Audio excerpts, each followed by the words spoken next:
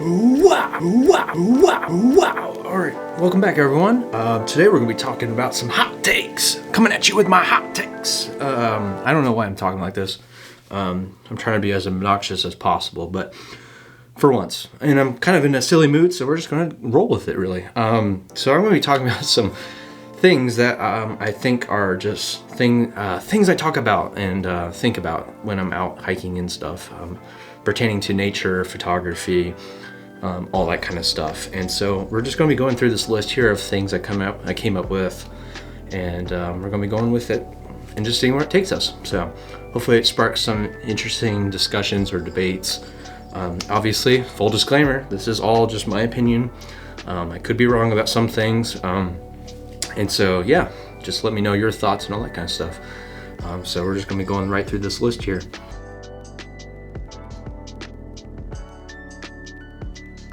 All right, e-birding and checklists. I think that when it comes to e-birding and checklists, of course, I'm a lister. I like doing that stuff. I do a lot of it.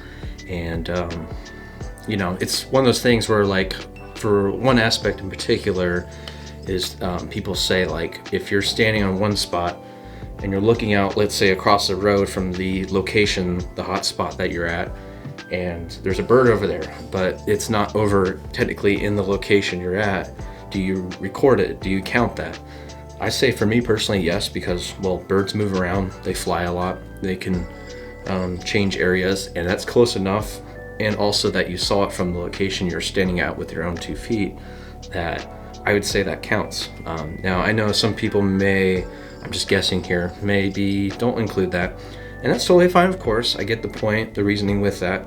But I think for me, I include it because of not necessarily the instant or the immediate potential of it being in that area, but also just it actually might move to that area, and it's close enough that I can physically see it through whether it's my own eyes or binoculars or whatever. And it's just one aspect and one way to see it. So I don't know. Let me know what you guys think.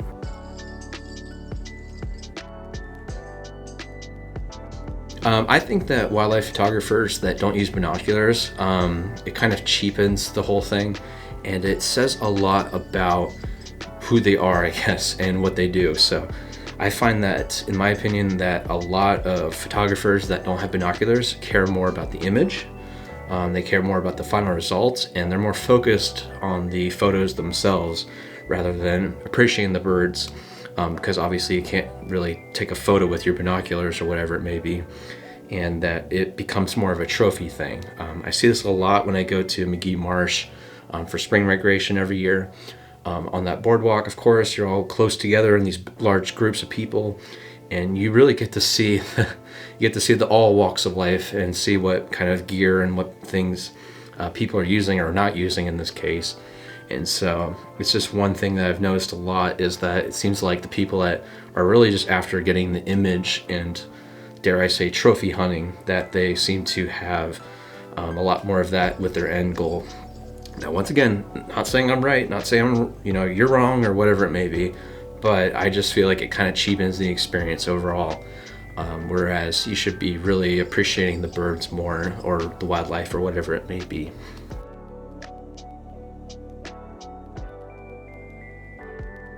Now, birders that are against all hunting, I think is pretty wrong. I personally have never hunted, but I view hunting, whether that's for deer or pheasant or quail, doves, ducks, teal, you get it.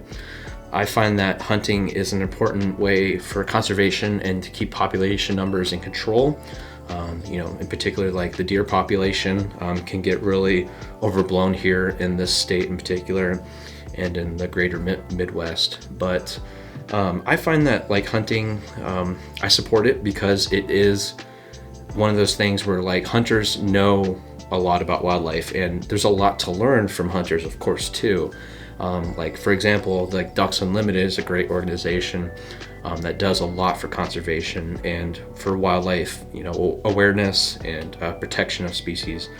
And you may be thinking, like, well, if you're hunting and killing, let's say, a certain bird or a mammal, isn't that bad though? Because then, you know, how are you supporting that by killing them? Well, it's nice for population numbers, like I said, and you know, it's a nice way for people that have more awareness, and they also harvest, you know, these individuals, I guess we could say, that are hunted, and they usually eat what they kill, what they call like table fare, and they cook it obviously, and so it's not going to waste entirely, and it also helps from other birds and other mammals and wildlife from crowding out one another.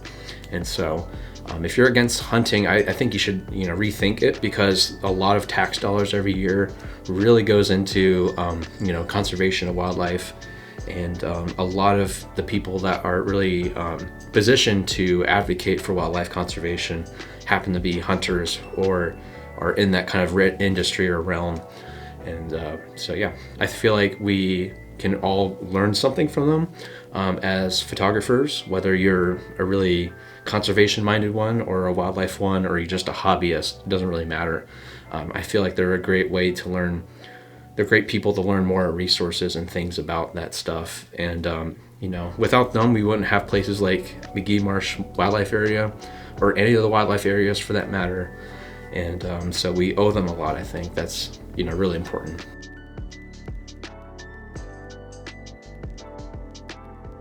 Instagram sucks now. You know, I'm not a big fan of Instagram already, as you guys know. I keep mentioning it.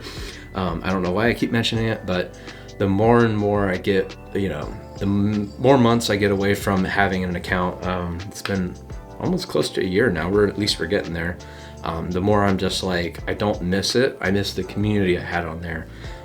And I just don't see long term the point in me being on, like, rejoining it. I think about it, you know, every once in a while, but then I just I talk myself out of it, I guess. And, you know, it's just because of many things, of course, the algorithm, the bots, now all the AI slop and, you know, AI generated content.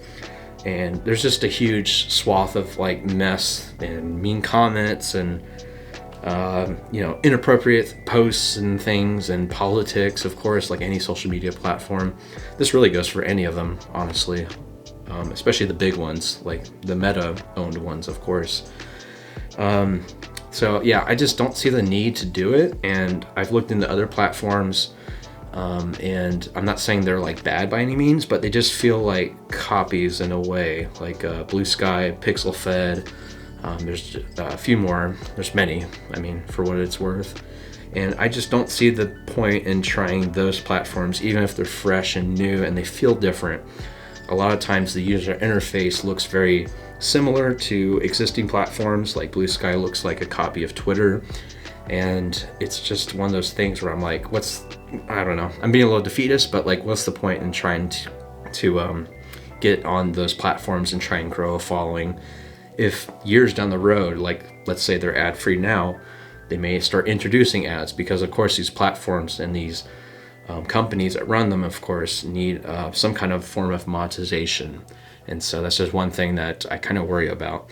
And so I think by and large, social media is just a really tough thing to, of course, grow a following on. And I think it's better to have more of a smaller community, a local community, preferably in person, like your local neighborhood or town, or just area of your state or wherever you may be.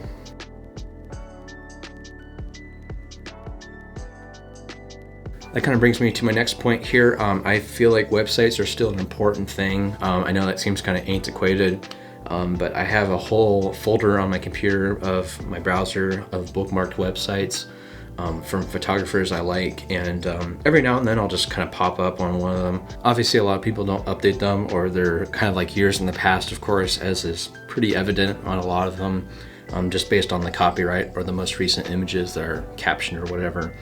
But I find that still the people that keep websites up to date, keep the layouts and the UI kind of fresh, and keep continuously updating new work and new links to other platforms and stuff, I find that to be great, because it's nice to kind of have your own slice of the internet, of the web, to call your own, that isn't just like a social media platform that's very cookie cutter and, you know, template based and laid out the exact same as like other people.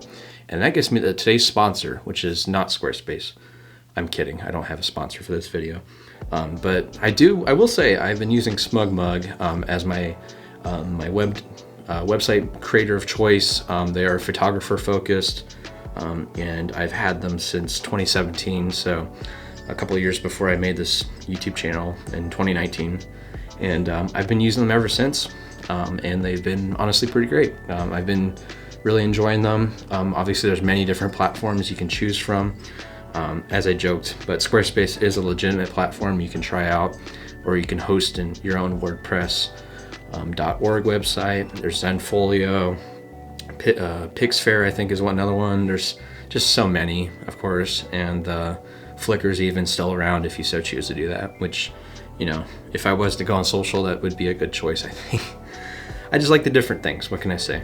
So yeah, I think a website's still really important to kind of have your own unique part of the web and to have the layout to be to your liking. I just think it's really kind of like cozy and nice to go on someone's website and just to see how they have the whole thing laid out and arranged by portfolios and their, you know, about me page and just all the different things like that. So I feel like that stuff's really nice and is, especially nowadays, much needed in order to kind of stand out from the crowd, really.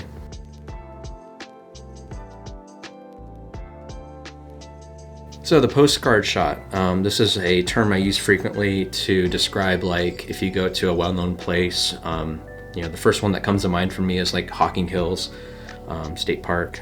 People go there a lot to take what I call like the postcard shot, which is just your classic, you know, composition. It doesn't even have to be with a real camera. It can be with your phone. But you just take that classic example of, let's say, that rock arch, that waterfall, whatever it may be.